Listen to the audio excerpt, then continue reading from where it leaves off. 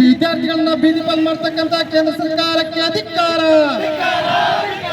ಬೇಕೇ ಬೇಕು, ಬೇಕೇ ಬೇಕು.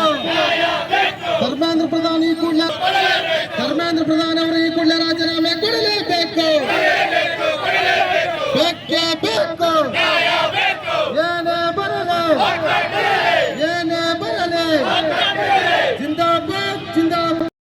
ಗಂಗಾವತಿ ನಗರದ ಶ್ರೀಕೃಷ್ಣದೇವರಾಯ ವೃತ್ತದಲ್ಲಿ ನಗರದ ಎಸ್ಎಫ್ಐ ತಾಲೂಕು ಸಮಿತಿ ಹಾಗೂ ವಿವಿಧ ಸಂಘಟನೆಗಳ ನೇತೃತ್ವದಲ್ಲಿ ದೆಹಲಿಯ ಜಂತರ್ ಮಂತರ್ನಿಂದ ಸೋನಂ ವಾಂಗ್ಚುಕ್ ಅವರನ್ನ ಬಲವಂತ ಬಂಧನ ಖಂಡಿಸಿ ಮತ್ತು ಪ್ರಶ್ನೆ ಪತ್ರಿಕೆ ಸೋರಿಕೆ, ನೀಟ್ ಪರೀಕ್ಷೆ ಹಾಗೂ ಎನ್ಟಿಎ ಸಂಸ್ಥೆಯನ್ನ ರದ್ದುಗೊಳಿಸುವಂತೆ ಧರ್ಮೇಂದ್ರ ಪ್ರಧಾನ್ ರಾಜೀನಾಮೆಗಾಗಿ ಒತ್ತಾಯಿಸಿ ಮಾನ್ಯ ರಾಷ್ಟ್ರಪತಿಗಳು ರಾಷ್ಟ್ರಪತಿ ಭವನ ನವದೆಹಲಿಗೆ ಗಂಗಾವತಿ ಮಾನ್ಯ ತಹಶೀಲ್ದಾರ್ ಮುಖಾಂತರ ಸಾಮೂಹಿಕ ಪ್ರತಿಭಟನೆ ನಡೆಸಿ ಮನವಿ ಸಲ್ಲಿಸಲಾಯಿತು.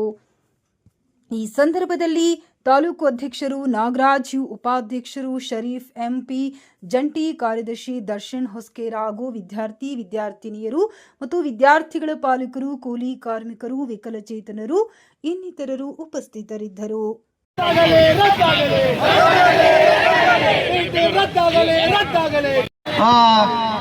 ನಿರ್ಮಾತ್ ಬೆಣಕಲ್ ಅವರು ಮಾತಾಡಬೇಕಂತೇಳಿ ಅವರಲ್ಲಿ ವಿನಂತಿಸಿಕೊಳ್ತೇವೆ.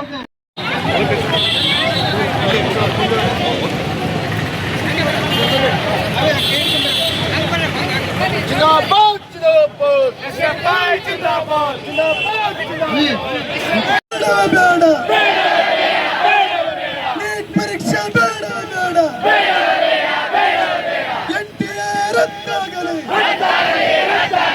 ಎನ್ಟಿಎ ರದ್ದಾಗಲಿ, ವಿದ್ಯಾರ್ಥಿಗಳನ್ನು ಬೀದಿ ಬರಮಾಡತಕ್ಕಂಥ ಕೇಂದ್ರ ಸರ್ಕಾರಕ್ಕೆ ಇಲ್ಲಿ ಬಂದಿರತಕ್ಕಂತ ಉದ್ದೇಶ ಮತ್ತು ಪ್ರತಿಭಟನೆ ಮಾಡುವ ಉದ್ದೇಶ ಏನು ಅಂತ ಹೇಳಿದ್ರೆ, ದೇಶದಲ್ಲಿ ಇಡೀ ರಾಜ್ಯದಲ್ಲಿ 7 ವರ್ಷದಿಂದ ನೀಟ್ ಮತ್ತು ನೀಟ್ ಸಂಸ್ಥೆ ವಿರುದ್ಧ ದಿನನಿತ್ಯದ ಚಟುವಟಿಕೆಗಳಲ್ಲಿ ಪ್ರತಿಭಟನೆಗಳನ್ನು ಮಾಡ್ಕೊಂತ ಬಂದಿದ್ದಾರೆ. ಮತ್ತು ಪ್ರಮುಖವಾಗಿ 7 ವರ್ಷದಿಂದ ನೀಟ್ ಪ್ರಕರಣಕ್ಕೆ ಸಂಬಂಧಪಟ್ಟಂತೆ 89 ಪೇಪರ್ ಲೀಕ್ಗಳಾಗಿದ್ದಾವೆ. ಅಲ್ಲಿಂದ ಇಲ್ಲಿವರೆಗೂ ಸಹ ವಿದ್ಯಾರ್ಥಿಗಳ ಧ್ವನಿಯನ್ನು ಎತ್ಕೊಂಡು ಬಂದಿದ್ದಾವೆ. ಇನ್ನು ಲಕ್ಷಾಂತರ ರೂಪಾಯಿ ಕೊಟ್ಟು, ಲಕ್ಷಾನುಗಟ್ಟಲೆ ಕೋಟಾನುಗಟ್ಟಲೆ ಕೊಟ್ಟು ನೀಟ್ಗೆ ಸಂಬಂಧಪಟ್ಟಂತ ಕೋಚಿಂಗ್ಗಳನ್ನು ತಗೊಂಡು ನಾವು ಓದಿ ಎಕ್ಸಾಮ್ ಬಂದ್ರೆ ಮತ್ತು ಮರುಪರೀಕ್ಷೆಯನ್ನ ಮಾಡ್ತಾರೆ ಅಥವಾ ಪ್ರಶ್ನೆ ಪತ್ರಿಕೆಯನ್ನ ಸೋರಿಕೆಯಾಗಿ ಮಾಡ್ತಾರೆ. ಹೀಗಾದ್ರೆ ಬಡ, ದಲಿತ, ಹಿಂದುಳಿದ, ಅಲ್ಪಸಂಖ್ಯಾತರ ಮಕ್ಕಳು ಎಲ್ಲಿಂದ ಓದ್ತಾರೆ ಸ್ವಾಮಿ? ಎಲ್ಲಿಂದ ಓದ್ಬೇಕು? ನಾವೆಲ್ಲ ಪ್ರತಿ ಸಾರಿ ಪ್ರಶ್ನೆ ಪತ್ರಿಕೆ ಸೋರಿಕೆ ಅಂತ ಹೇಳ್ತೀವಿ ಮತ್ತು ನಾವು ಅದರಲ್ಲಿ ಮೀಸಲಾತಿ ಕೊಡ್ತೀವಿ ಅಥವಾ ಬೇರೆ ಬೇರೆ ಇದರಲ್ಲಿ ಕೋಟೆಗಳನ್ನು ಕೊಡ್ತೀರಿ. 22 ಲಕ್ಷ ವಿದ್ಯಾರ್ಥಿಗಳು ಎಕ್ಸಾಮ್ ಅನ್ನು ಬರೆದ್ರೆ ನಮಗೆ ಕೇವಲವಾಗಿ ಸಿಗೋದು 1,20,000 ಸೀಟುಗಳು ಮಾತ್ರ. ಬದಲಾಗಿ ಕಾಲೇಜುಗಳನ್ನ ಜಾಸ್ತಿ ಮಾಡ್ರಿ, ಶಿಕ್ಷಣವನ್ನ ಖಾಸಗೀಕರಣ ಮಾಡೋದನ್ನ ಬಿಡ್ರಿ. ನಿಮ್ಮಂತ ನಾಲಾಯಕ ರಾಜಕಾರಣಿಗಳು ಇರೋದ್ರಿಂದ ವಿದ್ಯಾರ್ಥಿಗಳ ಭವಿಷ್ಯ ಈ ಮಟ್ಟಿಗೆ ಬಂದಿದೆ.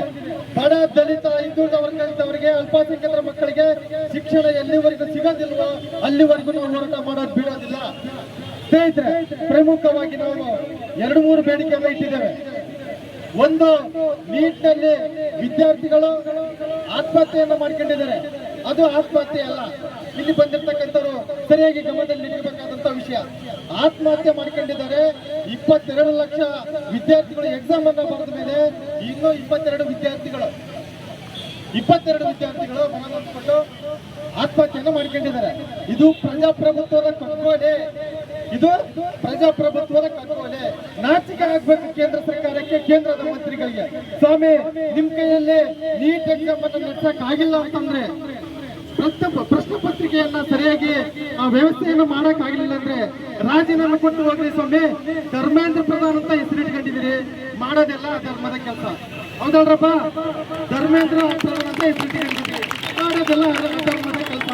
ದಯವಿಟ್ಟು ವಿದ್ಯಾರ್ಥಿಗಳಿಗೆ ನೀವು ರಾಜೀನಾಮೆಯನ್ನು ಕೊಡಲೇಬೇಕು ಮತ್ತು ವಿದ್ಯಾರ್ಥಿಗಳಿಗೆ 22 ವಿದ್ಯಾರ್ಥಿಗಳಿಗೆ ಮನನೊಂದು ಆತ್ಮಹತ್ಯೆಯನ್ನು ಮಾಡ್ಕೊಂಡಿದ್ದಾರೆ.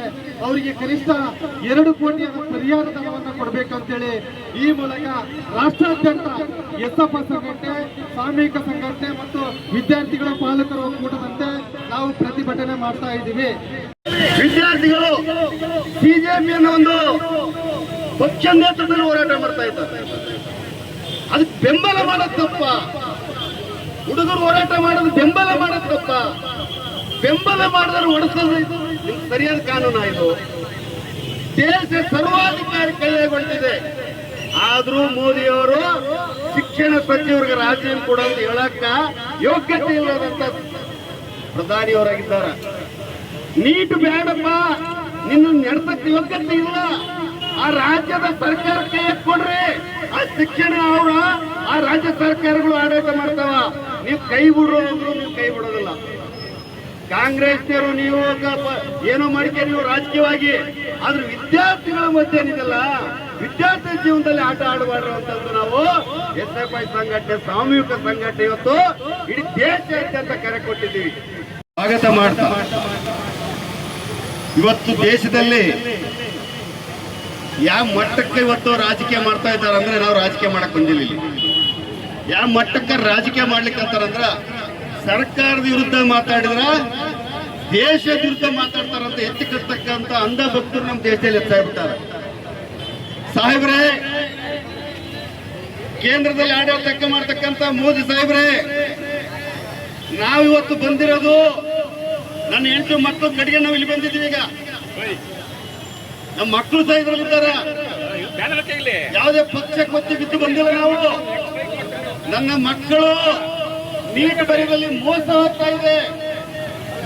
ಬಡವರು ಮಕ್ಕಳು ಕಷ್ಟಪಟ್ಟು ಹಗಲು ರಾತ್ರಿ ವರ್ಷಗಟ್ಟಲೆ ಓದಿದ ನಂತರ ಅದರಲ್ಲಿ ಇದ್ದಂತವ್ರು ಕದ್ದೋದಾಗ ಕದ್ದವರಿಗೆ ಶಿಕ್ಷಣ ಲೆಕ್ಕದಲ್ಲಿ ದೇಶದ ಶಿಕ್ಷಣ ಆಗಿದೆ, ಇದ್ದವರ ಶಿಕ್ಷಣ ಆಗಿದೆ, ಉಳ್ಳವರ ಶಿಕ್ಷಣ ಆಗಿದೆ, ಕದ್ದು ತಿನ್ನುವವರ ಶಿಕ್ಷಣ ಆಗಿದೆ, ಶಿಕ್ಷಣ ಮಾರಾಟವಾಗಿದೆ. ಅಕ್ಷರಮ್ಮ ಮಾರಾಟ ಆಗ್ತಾ ಇದ್ದಾಳ. ಅದನ್ನು ಬೇಡ ಅಂತ ಹೇಳಕ್ ಬಂದ್ರೆ ನೀವು ದೇಶದ್ರೋಹಿಗಳಂದ್ರಲ್ಲ, ನಾಚಿಕೆ ಬರೋದಿಲ್ಲ ಅಂತ ಕೇಳಕ್ ಬಂದಿವ್ರಿ ಮಾನ್ಯರೇ. ನಾಚಿಕೆ ಬರೋದಿಲ್ಲ. ಅದಕ್ಕೆ ಅಕ್ಷರ ಮಾರಾಟ ಆಗ್ತಾ ಇದಾವ, ಶಿಕ್ಷಣ ಮಾರಾಟ ಆಗ್ತಾ ಇದೆ, ನೀಟ್ ಬರಕ್ ಆಗ್ತಾ ಇಲ್ಲ ಬಡ ಮಕ್ಕಳಿಗೆ, ಅದರಲ್ಲಿ ಮೋಸ ಆಗ್ತಾ ಇದೆ ಅಂತ ಹೇಳಕ್ ಬಂದ್ರ ನೀವು ಸರ್ಕಾರದ ವಿರುದ್ಧ ನಾವು ಮಾತಾಡಕ್ ಬಂದ್ರ ನೀವು ದೇಶದ ವಿರುದ್ಧ ಮಾತಾಡ್ತೀರಿ ಅಂತಂದ್ರೆ ನಮ್ಮ ದೇಶದ್ರೋಹಿಗಳು ಪಟ್ಟ ಕಟ್ಟಿದ್ರಲ್ಲ ನೀವು. ನಿಮ್ಗೇನಾದ್ರೂ ತಲೆಗೆ ಏನಿದೆಯಾ, ತಲೆಗೇನಾದ್ರೂ ಬುದ್ಧಿ ಇದೆಯಾ ಅಂತ ಕೇಳಕ್ ಬಂದಿದ್ದೀವಿ.